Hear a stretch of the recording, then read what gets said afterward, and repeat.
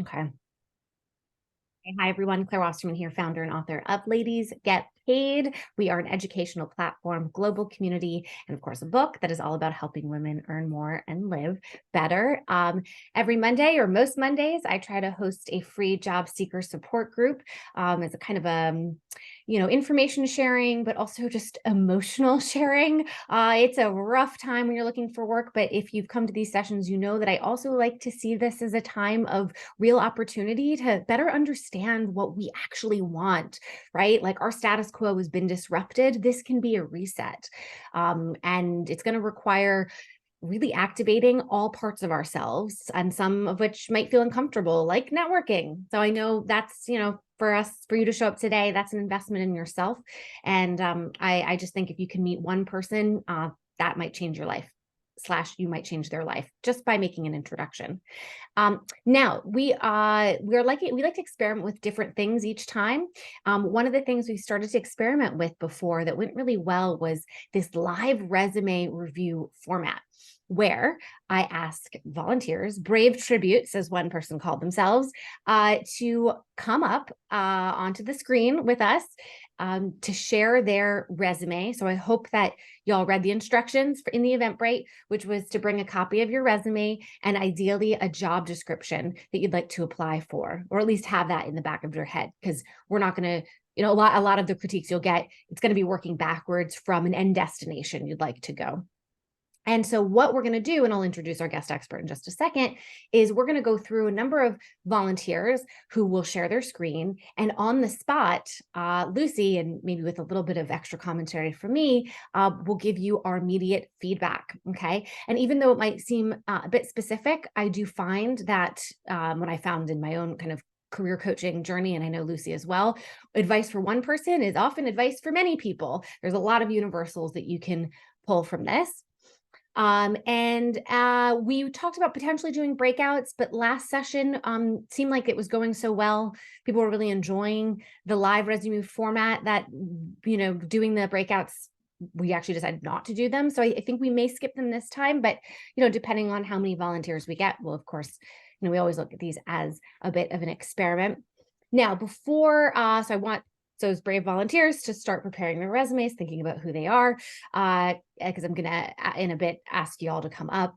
Before I do that, I do want to introduce our guest expert, and I'm going to be asking her a few questions that you all submitted in advance about resumes, so we can kind of just lay the groundwork from a foundational sense of just what, good practices, do's and don'ts when it comes to our resumes.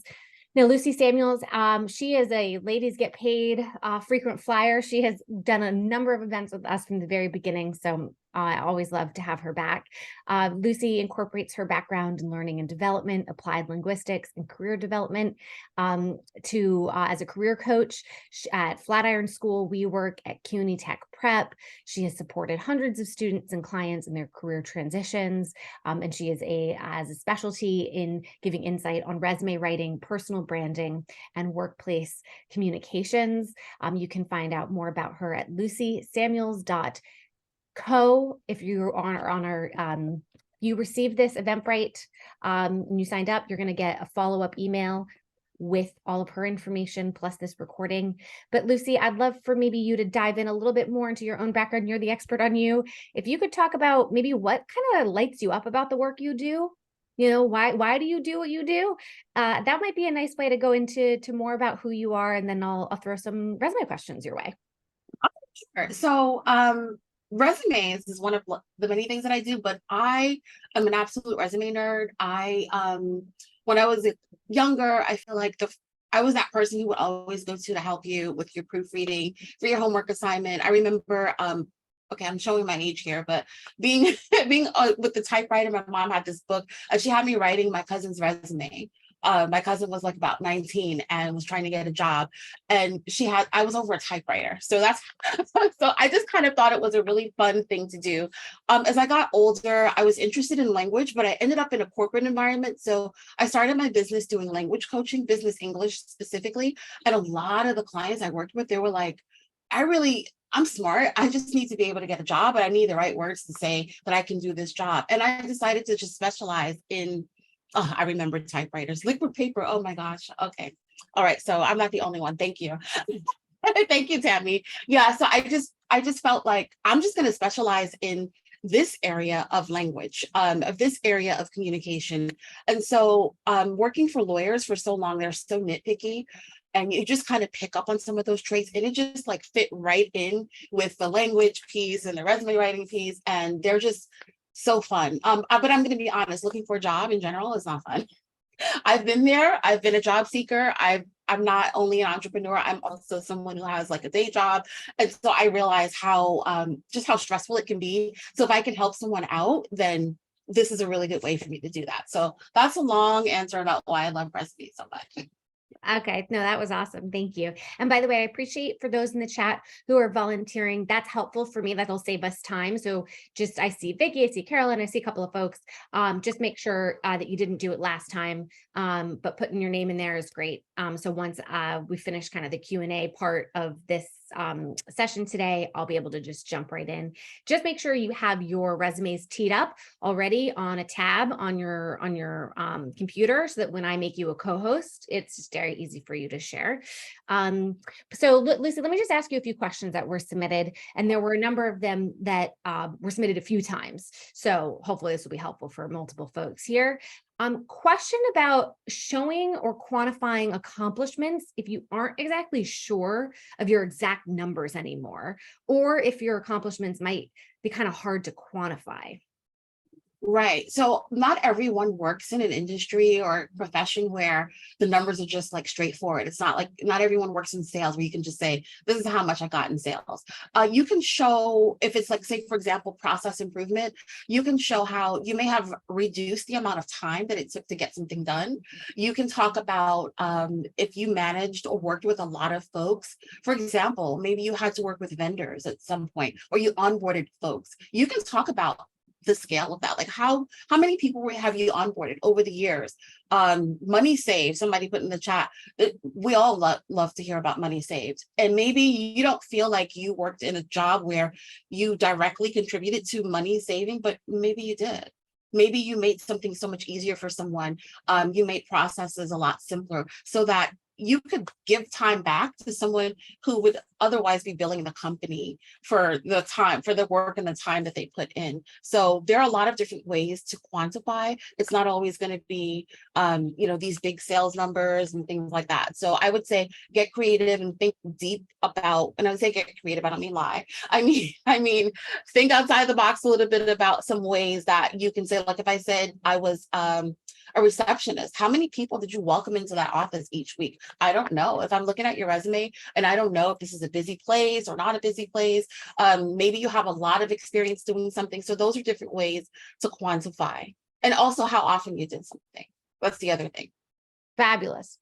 Straightforward question here for you. How many years of work experience should be included on the resume? And should your resume still be one page? Okay, so resume does not need to be one page. I'm going to take that one first because that's a question that a lot of folks have been asking for so long. I think there was a rule somewhere years ago where it had to be one page. Most of the time people have a 1 or 2 page resume. I've seen 3, maybe if you're an executive, but at that point, it's starting to get a little lengthy. And then there's also folks who have a CV, like if they're working in academia. How far back you want to go depends on what makes sense for you. I would say 10 years, but sometimes 10 years doesn't really cover what you're trying to cover, or it might break up a job that you were in for a really long time. 10 to 15 is acceptable. 20 is acceptable even, but people will mostly be concerned about what you've done in the last 10 years. What I would say though is maybe you want to point out something that you did in your early career without spelling out every single detail. Like if you did something maybe in the financial world and you want to get back into that, you can actually add a section that says early career experience. You don't need to format it the exact same way and go into the level of detail, but it shows people, oh, this candidate has this experience in their background, even though I know that they've been working in, say, tech for the last 3 to 5 years, but they still do have some other experience that, or sometimes it's name dropping too. Like maybe you worked someplace earlier in your career and you want to bring that up. Like, hey, I worked at Apple, I worked at, Goldman Sachs. And that's another way to do that. So how far back you go will depend on you, what you're trying to accomplish in the future. That's the other thing. When you're doing your resume, what's your next step? It's not only what you have done, it's also what you're trying to do. How is what you're putting on your resume relevant to what you want to do next? It may be that something you did 20 years ago is relevant, but I just wouldn't spend, the same amount of space and time talking about that. You can mention it briefly. So you just said something that's really great. I'm going to underscore because it's related to another question that was asked. You said relevant to what you want to do next. Somebody asked, should short-term jobs be included on your resume if they are not in the field you are pursuing? I'm assuming no, don't include. Well, actually, you tell me. Let's say you're somebody who wants to pivot, right? So you have you have all this experience, but not necessarily in what you want to do. But if you were to take it out or minimize it, it would look like you didn't do much recently. So how do you kind of strike that balance? Yeah, that's a really good question, because then you end up with gaps. I personally don't think gaps are an issue. I think most people have gaps. I think the people reading your resume probably have gaps, but you want to show that you've been doing something. And if what you've been doing is working and you're not including that work experience, I would say you can include it and just be brief about it. Use your summary, like that little, we used to have an objective. Get rid of that. But definitely get rid of that. Replace it with something like a summary of your qualifications. And you can use that to direct people and say, bringing in all of this different experience. Because if I look at your resume and I see the top job is something that has nothing to do with what we're doing, I can't connect those dots. You have to connect them for me. Yeah. So Robin says, oh, that's another question. So I think I'm jumping the gun a little bit. Oh, wait, jump it, girl, jump it.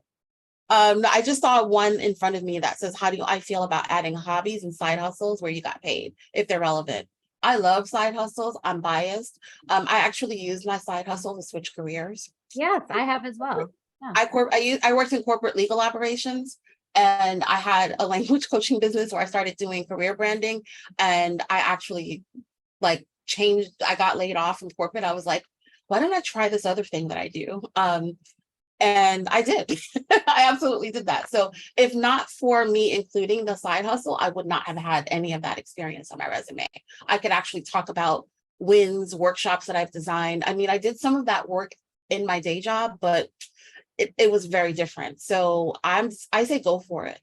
I say go for it if you have some experience that's relevant. The other thing that I like to do is a career highlight section. So maybe there's some things that you've done that are community based. And I don't mean, a whole page full of highlights, but some things that you can talk about that you've done. Let's say you've done a really good, I don't know, with Ladies Get Paid, right?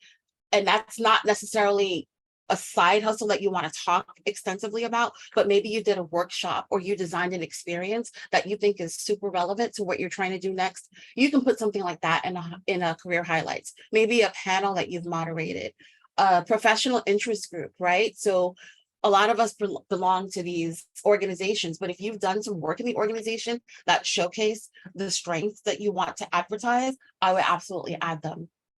Nice. Great. I know this might be getting into, it might be better to show it, which I'm realizing we didn't, unless you have your own resume on hand that you want to show, but what might be a good format, would you suggest? Oh, yeah, that's more of like a show, a show rather than tell. I am more in the one column resume camp, meaning you don't have like one thing over here and one thing on the side. But I'm open to 2-column resumes if they are not all over the place. Mm-hmm. For example, your summary, you can have a 2-column resume and your summary can still be 1 column, and then you just kind of break it down underneath. I've actually done that for a client who absolutely insisted that she had to have a 2-column resume. And I was like, okay, let's just not break apart every single thing, because what ends up happening is that you have these disjointed sentences in your qualifications in your summary, and it's just makes it harder for the person to read. So I'm not so much about 2 columns for the sake of 2 columns. I'm all about what's the most legible. I'm going to say stick to one font, maybe a second font for like anything that you want to highlight, like a subject heading. You can add color. Purple's my favorite color, in case you haven't guessed. I have purple in my resume. I don't go nuts with it. But it's just like my name and then, you know, a couple of different letters, but I stuck to something that's dark, it's easy to read. And you can also use borders and shading. So borders and shading, I don't know if you're using Google Docs, Microsoft Word, it is so easy to make your resume look better without doing a whole bunch of artwork. You don't need to be a graphic artist. You can take the time to learn how to use Word. I mean, a lot of people know how to use Word, but they may not realize that there's a lot of little things that you can do. You can play around with your spacing to just make things easier to read. I'm all about legibility.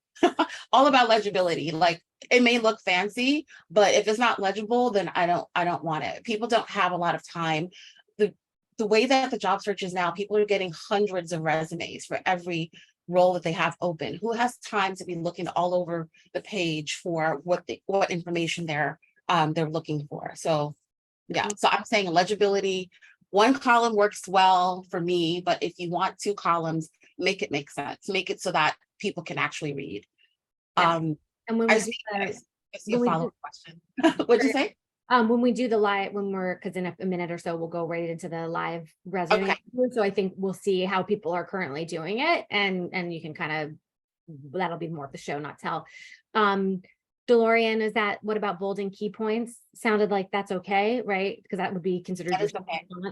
But be consistent with what you're bolding. Are you bolding numbers? Are you bolding the technology? Like, let's say you're a web developer and you want to highlight your tech stack, and you're highlighting that, but then don't go and highlight or bold a whole bunch of things, because I'm like, well, you're bolding everything, or there's no rhyme or rhythm to this. So if you're going to bold numbers, bold the numbers. If you're going to bold the tech stack, then bold the tech stack and be consistent. You're going to hear me on repeat talking about being consistent. Like, be consistent about whatever format you do decide to go with. Be consistent. I've actually even and we can talk about this when we actually get into it, but using the bold to break apart your bullet points based on like what it was all about, like the kind of subtopic that it belongs to. So maybe you have people operations, but you also have maybe some management or bookkeeping. You can actually separate those bullet points with some bold and just make it easier for people to find what they're looking for. Can you just comment on AI and ATS, applicant tracking systems? And people get a lot of fear that, the reason they're not getting through, so they interview, is because they're like no humans even seeing their resume. So do you have any universal suggestions off of that? Yeah. I've talked to a lot of recruiters in the last 3 years about this, because I think there was a lot of sort of fear mongering around applicant tracking systems. And it is true that a lot of companies do use AI. With applicant tracking system is essentially a file cabinet. It's like it's an electronic way of moving your resume along, which is why resumes are so important, because people need them sometimes to even if you're a referral, they need them to actually be able to move you through the hiring process. I've talked to a lot of recruiters. Some of them will say, no, if you got a rejection in the middle of the night, that was me. Like, I pressed the button. I said, no, I don't use AI in that way, and not at my company. Other people will say, depending on the role, for example, I work with students and they'll filter for graduation dates. So like, that's super important if you're looking for like a new grad or a new grad role or an internship, because if you don't have the right graduation date, you're just simply not eligible for the role. So that's one of the ways in which a lot of companies may be using AI. I've also talked to recruiters who said that they cap the number of applications they get. That's why it's important to not wait around. Just because the resume is on the internet doesn't mean it's still available. So it is quite possible that you haven't gotten to see a human being because of AI/ATS. It's also possible that a human being saw your resume for 5 seconds and said, I'll pass on that. And there's a lot of reasons that could happen. Yeah. And we did get a few questions about, I'm not getting any response, what's going on? And my response to that is, come to this session. It's hard to know unless you get personal feedback from some people about what's happening here, because it could be a combination of stuff. Hey, I'm going to ask you to unmute. We have our first our first tribute. Okay. So Vicky, you are going to be your co-host now, which means you can share your screen. You can share your resume. And if you want to talk about kind of where you're at in the journey, and if you want to say where you're applying, but any specific, if you have specific questions about your resume, beyond just what kind of Lucy sees at first glance when you share it, that would be great. So any context you feel comfortable sharing would be helpful. Yeah, sure. So just want to share my screen right now. Guess I could try to open. Perfect. Okay. I love it when tech works. Yes. Great. Well, that's working. Hi everyone, I'm Vicky, based in New York. I currently work at an architecture firm in communications and PR. My role has shifted towards web editing. And I think I'm in a tough spot because I'm not entirely sure exactly where I want to work, other than the fact that I don't want to be doing PR anymore. So I don't have a very clear idea of what exact jobs I'm looking for. But the current job that I'm looking at is this internal communications role. So that's one of the jobs that I'm looking at. So there's a lot of writing, content production, all internal. And so my background is in communications. Currently, I've been at my current role for 3 years. I also intern at some architecture design magazines and some architecture nonprofits. So I have editorial background and yeah, things like that. And then also I work in like arts nonprofit, and then some of my skills on the bottom. Got it. So can you scroll back up for me, Vicky? Thank you. And thank you for sharing. Y'all are so brave. I don't know if I could do this. I don't know if I can do it. Yeah, so this is really cool. You've actually been working for a few years now. So the first thing I would start off your resume with is a summary, because a summary is going to tell me what you're looking to do next, what you've done and why it matters before you get right into your degree. Because as much as, I love school, I love college, people care a lot about your experience, and you actually have experience in communications. And so I would be connecting those dots between not so much your title, but your contributions, what you're capable of doing and how it relates to that new role. Your summary can actually change or shift a little bit as you apply for different roles without you changing the body of your resume so much. So I would focus a lot of my energy on that summary and making sure it has in it what you're looking to do next. And the other thing is, there's a lot going on in the chat.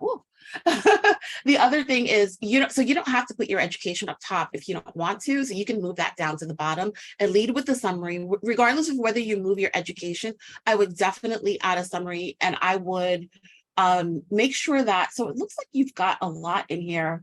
So you've got Yammer. Did I see Yammer in here? Oh, not Yammer. Or is that the job description where I saw that? You're talking about, okay, so you're talking about like how many views. So you've quantified. This is a great example of how you're quantifying. A lot of folks are like, how do I quantify? You're telling me how many views your web pages are getting, how many teams you're coordinating with. This is really good. Actually, the experience part, I think the hard part for you may be not exactly knowing what you want to do. And I would spend some time doing that. And doing a search, not so much for job titles, but for duties. So you can actually use LinkedIn as a research tool and just kind of type in, or even Google. I mean, Google's the search engine, right? You can do that and search for phrases, and not so much just the job titles, because these job titles will be different at every company. So maybe you're searching for internal communications. Maybe you're searching for some of the things that you really enjoy doing, but that don't include the words PR, if that's what you're trying to get away from. You can even, if you want it, you have a title that's got a slash in it. Is that your actual title? Yeah, that's my actual title, like official. You can say communications coordinator. Okay, nice. Yeah, you don't have to say PR if you don't want to do PR. And you can, I mean, obviously your job is PR. I get that, but you don't have to always talk about the part of your job that you don't really want to do, because the communication part is still relevant. So let's scroll down a little bit. Okay, so I feel like your internship, you were there for a really long time. So you could give us a little bit more detail about the work that you did there. This is straight editorial, so this is going to help your cause when you're talking about not doing PR, but doing communication and writing. And I see someone put in the chat that there's a lot of flexibility, and there absolutely is. It doesn't matter that you're comms, that you're in PR. The fact is you're in comms, and that matters a lot.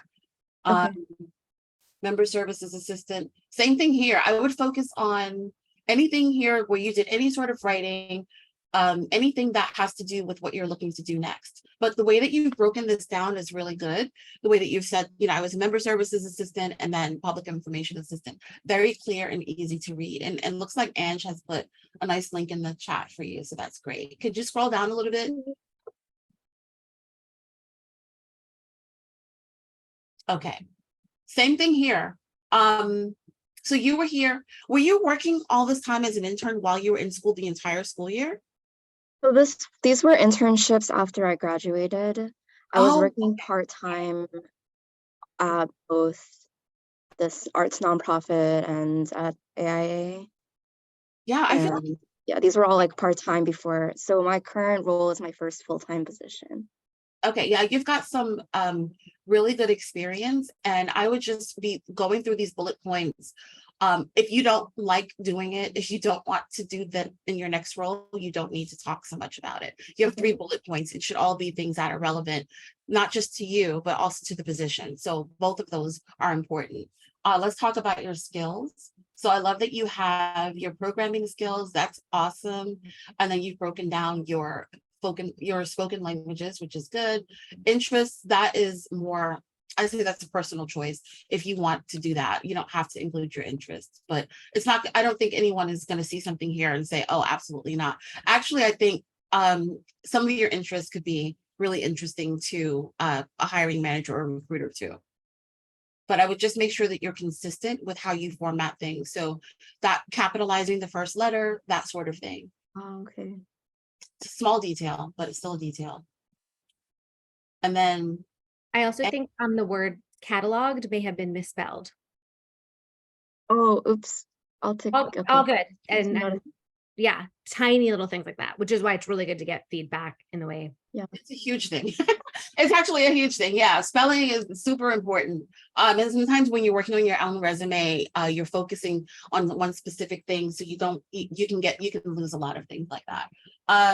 Guest panelists. So this is exactly the kind of thing I meant when I said some things that you may have done. You might want to highlight them, and you don't have to, but this is something that, the fact that you were a guest panelist, that's interesting. And the same thing with the volunteer work. So the volunteer work, you don't say exactly what you did as a volunteer. I ran out of space, so that's why I didn't put additional bullet points, but I can arrange it so that I can include some detail. Well, you can also include just even, if you were, I don't know, did you work with animals? Were you doing any sort of communications? You don't have to include your volunteer work. It's not mandatory. If you wanted to, and you wanted to be specific about what you did, you can add that to the same line. You don't need an additional line. You can just say member services, comma, associate, comma, Animal Haven, New York, New York. You can do something like that. You don't have to get into a bunch of details, but you have a lot of really good potential here. Just getting more specific about what you did and how you did it is going to help you, especially with the quantifying. I think you can quantify more. Okay. All right. Any questions you have for me? I think you were very clear with your feedback, so I'm so grateful. Thank you so much. Sure. And just a small thing, Vicki, I noticed that your dates are in all caps. There's not a rule about that, but I think you could make it not all caps. And then I saw that later on there's some dates that are not all caps. Whatever you decide to do, make it consistent. If you abbreviate them all the same. Okay. Yeah, I would personally not prefer all caps, but if you decide to go with something, then just be consistent about it. Okay. Thank you. Thank you so much. Yeah. Appreciate it. Thanks, Vicki. You rock. So brave. We got another brave one. We got Julie here. And I'm gonna have Julie asked to unmute. She's gonna go ahead and share her screen. That was awesome, by the way, Lucy. This is not an easy thing to do. We're just like rapid firing at you. But there were some great takeaways that I thought that you shared. And I appreciate all of the chatting that's happening in the There's a lot of chatting. I'm trying to catch up with the chat. make co-host. Okay, so Julie, I just made you a co-host. So now you have the ability to share your screen. Liz asked a question: if you attended relevant conferences, is that worth adding to your resume? I mean, if you just attended, I would say no, unless it was Not really. technical skills. Yeah, I'm gonna go with Claire on this one, but if you wanted to show that you're an active member of an organization, that could show something. I mean, especially like if you're changing fields, right? So maybe you work in one field and you want to show no, but I'm actively participating in the field that I'm trying to get into. So that would be helpful. I would say if you can do more than going to conferences and actually sign up to maybe lead lead a group. A lot of these organizations have mini groups, they have subgroups, so you can maybe think about doing something that's more specific that way. That would be a great value add to your resume. Julie, do you have any questions on sharing your screen? Yes, I would like some help with that. Okay. So there should be a little icon at the bottom that says share screen. Do you see it? Where Yeah, I think I just did full screen to see myself. Okay. So when you press share screen, when you press it, there should be a pop-up that comes up, and you'll see a bunch of different options for yourself: desktop 1, desktop 2, all that. Do you see your own resume if you had teed it up? My resume is teed up. When I click on share screen, it says one participant can share at a time. I don't know if one needs to, if Vicky needs to stop Maybe her that. sharing. If someone else is sharing. Okay, so hold on, withdraw co-host permission. Perfect. Okay, good call. All right, so I just withdrew permissions from Vicky. So hold on, let's see if will it work now? Okay. Yep, it is. Yes, perfect. Good. Lesson learned on my end. Okay. Okay. Are you able to see? A totally different one. Love this. Love being all different. I love the variety. Yeah, it's so funny. I feel like your vibe is my vibe because you were talking about the purple and the borders, and that's exactly what I did. And you did this all in a one column resume. So I don't know why people think they're boring. They're not. Okay. So, and it looks like you have a job there too that's open. Can I see that for a second? Yes, so this is my job description. It's for InStyle magazine fashion director. And I can scroll down if you'd like, so you can see it all. And basically, I've had internships with magazines back in the day when I first graduated college, and I ended up switching to brands and a fashion brands, but it's hard with editorial if you don't get that original position after you intern or after you have that entry-level position. It's hard to get back in and get an actual position, since other people already got that next step. After fashion assistant, they got associate editor, etc. So yeah, I think I just want to try and get this job. And so I love any help that you have for me. Yeah, absolutely. So I love the way it looks, especially since you're entering into a creative field. If you could click back on the resume part, because I've gotten the gist of the job description. Yeah, so this is actually, and I have a question for you. This was used to be, and I have this additional experience on the end. This used to be like a line here, but then I was like, I actually think it needs more substance with this as well as this one. However, it's so long. I originally had it 2 pages. and it fit it really nicely with this at the end. But yeah, what I do for each position is I really try to go back to the actual job description and put in the keywords, put in the key phrases, and do that for each position. And I'm taking so long, and it takes me a long time. And I think it's actually too much time that I'm spending. So I don't know if I need to edit this down and not do as many, robust bullet points.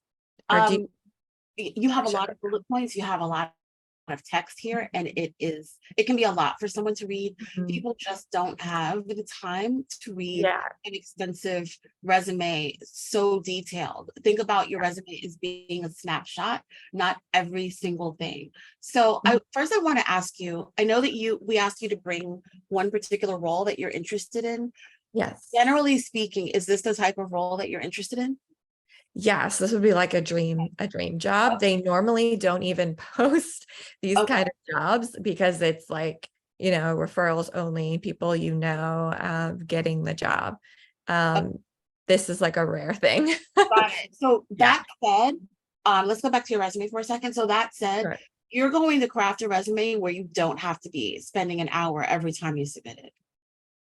Because Okay. you already know what you want to do. This is the kind of role that you're targeting, generally speaking. So maybe it's not the role, maybe you're not only going to do fashion director at InStyle magazine, but you're also looking at other similar roles, in which case, once you know exactly what your specialty is, I don't want you to spend so much time Okay. every single time. Let's do this, and then you're going to just tweak from here. So the first thing is, what is your font size? I feel like it's small. Is it? I don't know if it's Oh, just. it is small, and I like adjust it. I make it higher for like, this is 11. And then in order to get, all the bullet points in that I want to get, it becomes like a 10, or some of it is even a 9. This is going to be a challenge to read. I just saw quickly someone wrote recruiters are people too. It's true. And so think about how hard it may be for someone to read this. And I understand that you're trying to fit everything in, but do you really need everything here? A lot of it is important and does relate and mimic a lot of the things in the job description, except it like expands on it. This is kind of a short job description, to be It is honest, a very with short the job others. description. It really But is. yeah, everything is for sure relevant. I look through everything. It's just a matter of taking out a bullet point or two and just not having it, just having it, even though I think it's important, just doing it, cutting it out to make it shorter. Okay, so I'm gonna jump in here really quickly and look at the fast retailing role. Like my eyes just went right there. I'm noticing that this was about 10 years ago, and a lot of this was on a completely different level. And I'm wondering if you really need, these are three, especially the last two are really dense bullet points. And I don't know if you need all of this content for that specific role. So that's just something that jumped out at me. I was like, wait a second. This one down here. Fast retailing, Okay. exactly. So that's an example of something that I would consider cutting down. So let's go back up to Or the top. just, how about you want to cut it completely, and then I could just put this role down here in additional experience. Do you Yeah. like that or no? I do like that because I feel like it's showing me that you have a lot of experience that's Mhm. in the field, but a lot of those duties you're not going to be doing as director. You're just not going to be doing them. Yeah, like the assistant You're duty. not going back Yeah. to that if you're Right. looking for a director role. So let's go back up to the top if we could. Yeah, sure. Okay, so we've got a summary. You're putting fashion director in Style magazine on the resume, or is that just for your reference? I can, because it'll maybe, get the in style over here in like the bot system. But I can delete it. It's just kind of, I make a different resume for each position. So it's kind of just putting it on top, but I can see you putting fashion director, even if that's not your specific title, but you're not actually a fashion director at InStyle. So I would think about It's not. confusing. I get it. Yeah, Okay, got it. right. I So love as your far as like feedback. Thank keeping you. track of your versions, you've got that in your naming convention. So you could, your name and then the name of the company and even the role. So if you're looking to like keep track of what you're sending to whom, you can always do that. Mhm. You can always put fashion director instead of the word summary. I like that you have this spaced out because it's a lot of information. So I'm like, well, this makes it easier for me to read because it's not one big paragraph. We already talked about the font size. I'm not going to repeat that.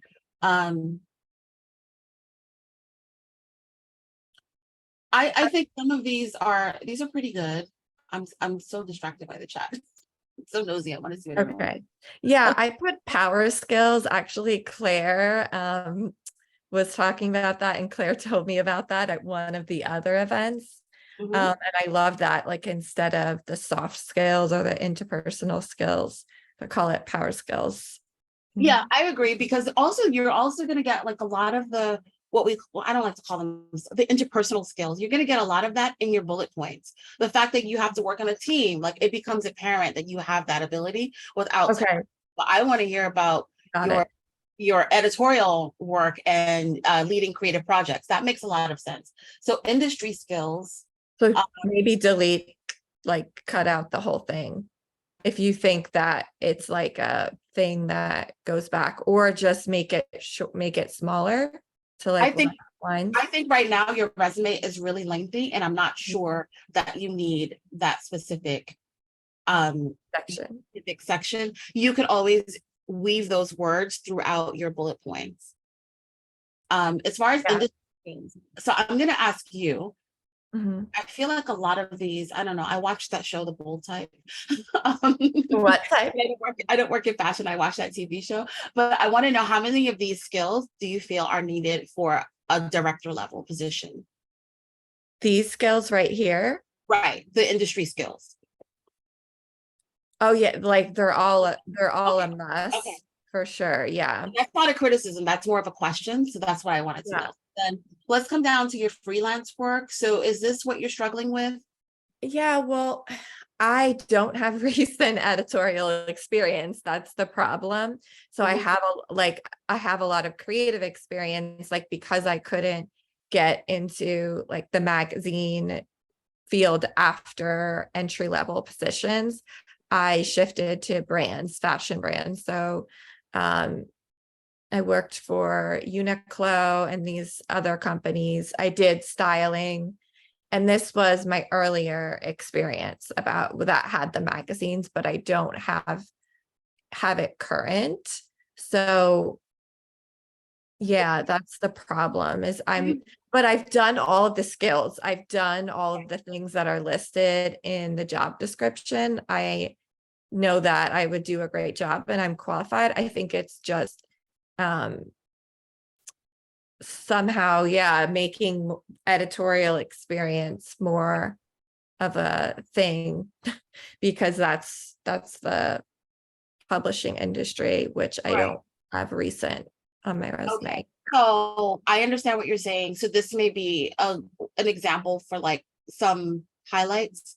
So you Mhm. say freelance. Have you done freelance work in editorial? Yeah, yes, but Do not like super like published work. I wasn't like a full-time contributor. I'm still working on the section. Like I've left it blank because I'm still in the process of writing it, but I have these other sections that I guess I'll make shorter So right you're here. gonna make them Yeah. shorter and like fewer bullet points and think Okay. about how relevant they are. And then if you're looking to fill in that freelance work, you can just give an overview of your freelance work and then any highlights that you may have. So like let's say you've done freelance work for all this time and you have a couple of heavy hitters that you've worked with, you can name drop those there. You can point to those pieces. You don't have to have had if you didn't have a full-time job doing that, that's fine, but you're going to use your freelance work to work to your advantage by fleshing out that section. And also try to get this in 2 pages.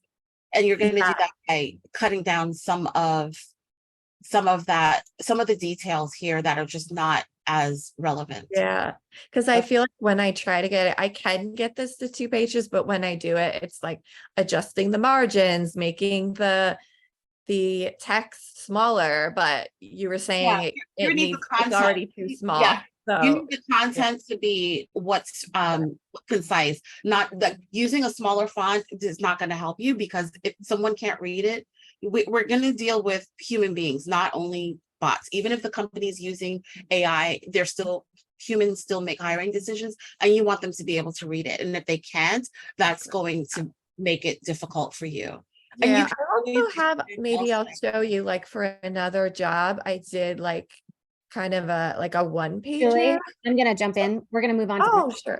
because I'm realizing I'm not corralling time appropriately. And I think we got some really good takeaways that were universal for everybody. But I think if we go too deep into one person, we're getting into private coaching territory, and which is something I might recommend for you. Because I think you have a lot here that's really good and can just be tightened up. It's like a super quick coaching session. If you've any interest with either me or Lucy or anyone else. But I'm going to just thank you so much. I'm going to remove you from the first screen just so we can get to Tara Jeffers. I appreciate everybody's patience. So I'm going to make you co-host, although let's Thank you, Julie, for sharing. Yes, thank you, Julie. Thank you so much. Thank you, Claire, Okay, as well. I really appreciate everyone's feedback. All right, that was awesome and very brave. Atara, are you ready to go? Yes, good afternoon, good morning, everybody. Thank you. I'm excited. This is my first resume review and I need a lot of help. I tried to make sure it's nice and ready to go. So I'll just pull it up. Julie's gonna need to stop screen sharing. Okay, Stop share. Yep. Mhm. Yeah, you did. All right, awesome. stop share. No, you're good. You're good. I made sure I learned from last time. Okay. I Mhm. stopped share. Yeah. Yeah. When I learned to remove I'll them. mute. Okay. But you got it, Tara, if you want to go ahead and try to. Okay. So should I show the job description first or I'll take a quick peek at that. let me turn And you this can up. scroll down. So I have a resume and a CV. I can just briefly show you the CV Okay. to what I'm trying to condense to like a 1-2 pager. And Okay. my biggest concern has been like, I'm not cherry picking the right items to that best showcase what I'm going for. So right now, and it's still not done, I have a very long CV with just experiences, organizations that I'm a part of. I have just different jobs over the years, mostly in higher education and working in English language departments and cultural affairs, international experiences and work experiences, and just going down the line.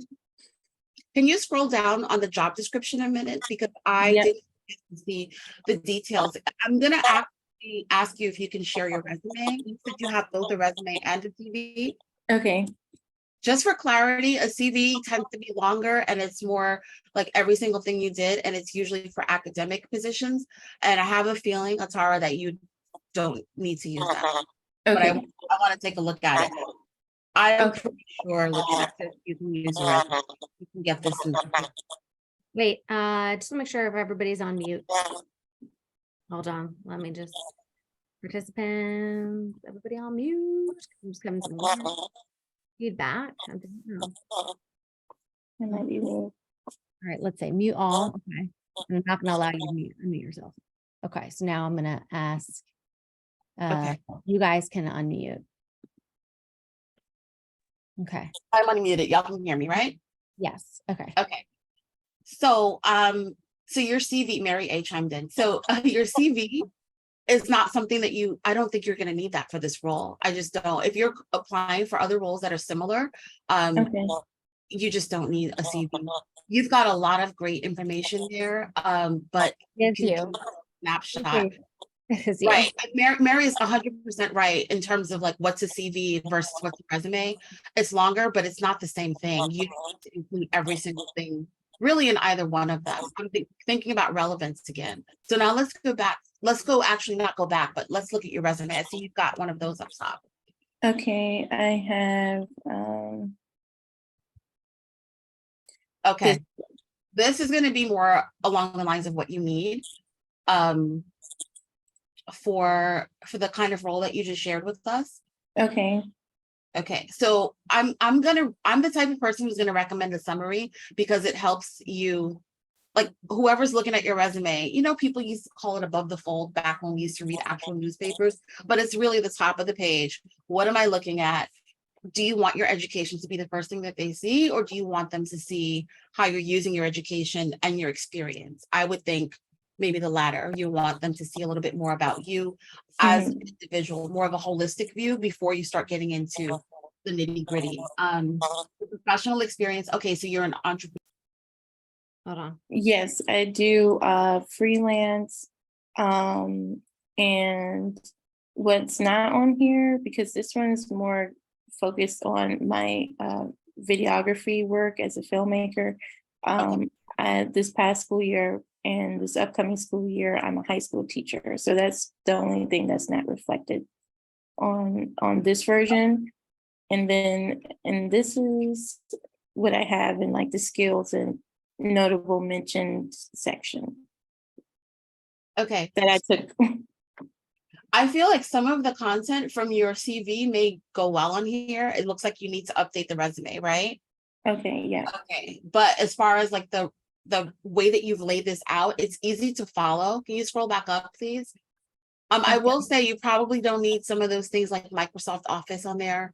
Like you're going into more technical video film editing skills.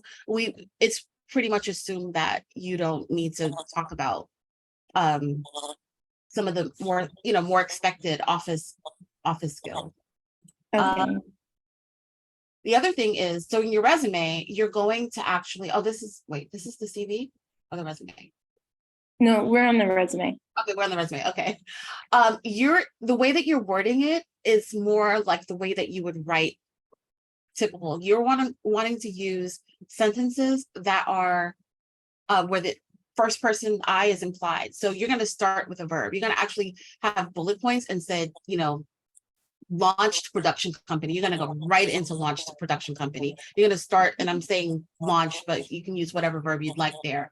And you don't need to say launched my own production company and the name again. Like you're just taking up a lot of space, saying something that you've already written up top. I would also, just those formatting ways, get your dates into the right margin, because that tends to be the way that people read your resume. They're going to be scanning that right margin for your dates and be able to like follow. People read in like an F pattern.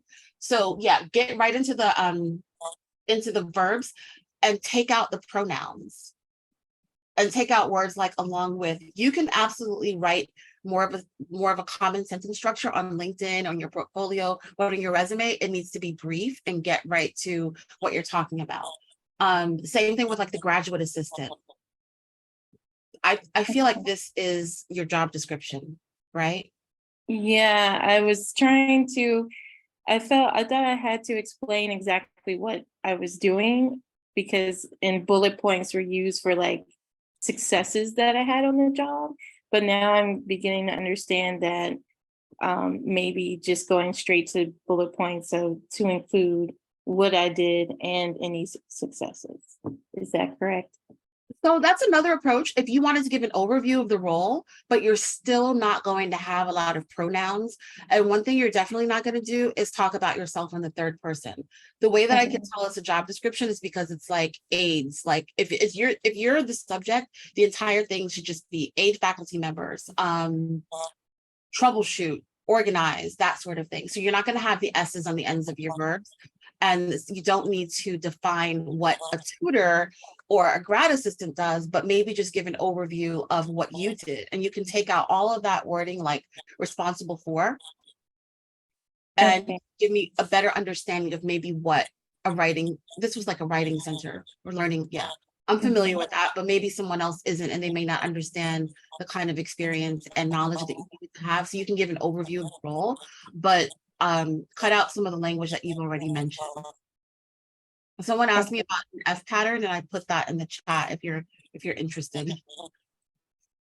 Some of these sub bullet points that you have, like service students, I'd want to know how many. And this is really interesting work. As a language nerd, this would be a great job.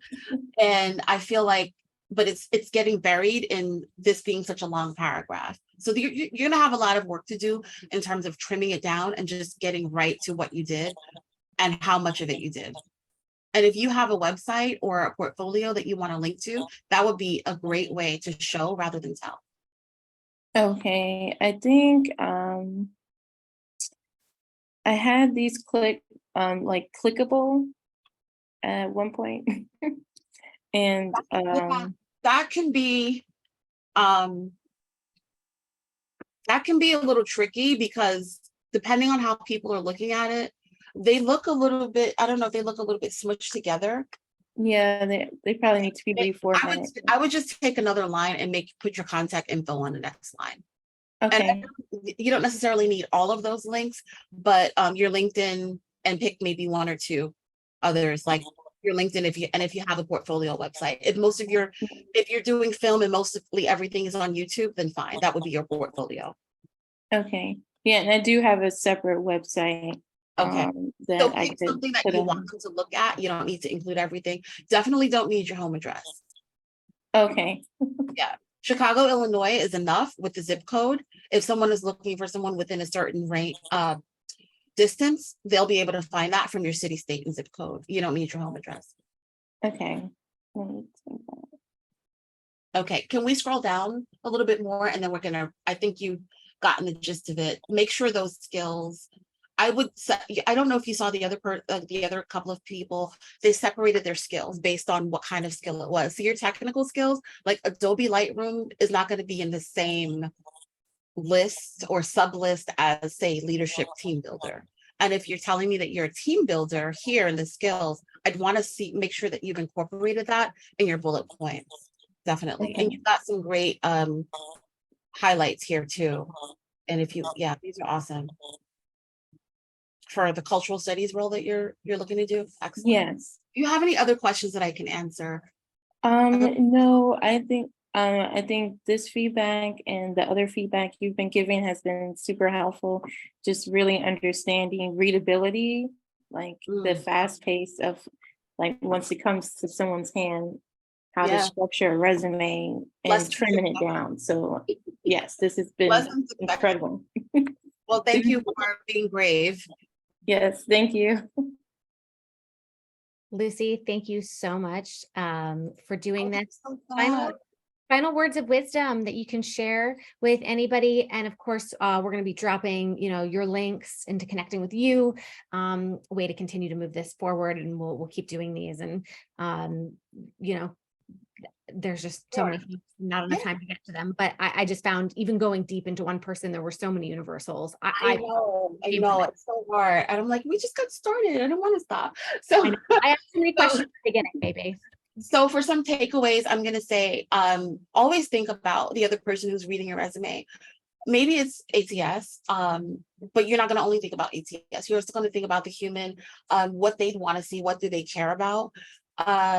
Think about what makes you stand out as a person, how you did the job. If you sat next to someone who did the exact same job title, your resume still shouldn't be identical, because there's no way in this world you did the exact same thing the same exact way. You are an individual, and make sure that your resume shows that. And then, speaking of showing, we're going to show, not tell. I know we've talked about that a lot of times, but giving me some numbers that I can understand the scope, how often you did something, some specifics, like how you did what you did. Maybe you were starting with AI, right? Maybe you're starting with your job description, but don't stop there. Like, go further. Like, only you can do your resume. I shouldn't say only you can do it, but only you will have a resume that's exactly yours. Someone says, I see some words, like there are a lot of buzzwords that are in resumes. Buzzwords are different. Buzzwords are like trendy things that people talk about, not exactly the same as keywords. yes, they do get overused, but the thing is to talk about it in a way that people understand. I understand that you're a good collaborator if you said to me, I worked on this project with 3 team members. I led this team by doing this. Now I get a sense like, oh, Atara is a team. I'm picking on you, Atara, because you're the last one. But now I understand, oh, Atara really is a team person, team oriented person, versus you just telling me. You are really detail oriented, and I can see that because everything here is impeccable, versus you just telling me you're detail oriented and I'm seeing like loose commas and extra spaces everywhere. So show me rather than tell me. And yeah, I have a lot more, but we're out of time. And just for my 2 cents, and I'm underscoring a lot of what Lucy said here, but anytime that you can show, not tell, please, please, please. So, anyone can say that they do teamwork, like anyone can say anything. So if you can give a concrete example of it, especially how you did it with a quantified impact, that is what's going to stand out. Okay. And also, I'm personally not a fan of having any section with skills of any kind unless you are technical, because chances are you can weave all of those words into the body of your resume when you describe your experience. Okay. Because again, it's just one of those, anybody can put words anywhere. It's the story that you tell with those words, okay? That's really, really important. So just always ask yourself, is there a way that I can use this more in a show than a tell? Am I really maximizing all the space that I have here? And that doesn't just mean cramming in small font, okay? So I'm really also appreciative of everybody in the chat giving each other feedback. That's my goal with all of this. Of course, we do have people who are experts like Lucy, but we're all, we've all gotten jobs, presumably, so we're all experts in getting a job at some point, and we're all in different situations. So there's probably bits and pieces of our different perspectives that can help you at a point. So super appreciative of how engaged that was. And just a quick heads up, we are off until our next one, which is going to be August 14th, because I am going on a vacation. So peace out, everyone. And we'll be back on the 14th, probably with live coaching with me. And then after that, we have somebody who specializes in elevator pitches. Okay. Yeah, so really just like nailing that, again, the first section, right? If we're going to do the summary of about, but also what's going to be great for your cover letter and networking, just how do you describe who you are, what you want, and why somebody should care. That's going to be on August 21st, but remember the next one's August 14th. Anna asked if we want to reach out to Lucy about resume coaching, how do we get in touch? So Lucy, why don't you just tell it for everybody here, because we're still recording, but I will put it in the follow-up email I send. Okay, it's lucysamuels.co. I actually have a co-working session coming up for job seekers on August 11th. So yeah, you can get to come and work on some of these things that you've been struggling with in a community of other folks who are pretty much doing the same thing. Yep, and we'll include all that in the follow-up email. Thank you all so much. Thank you, Lucy. Thank you. You're so brave. Everybody, for your bravery, for being here. Stay strong. Keep us posted. You got this.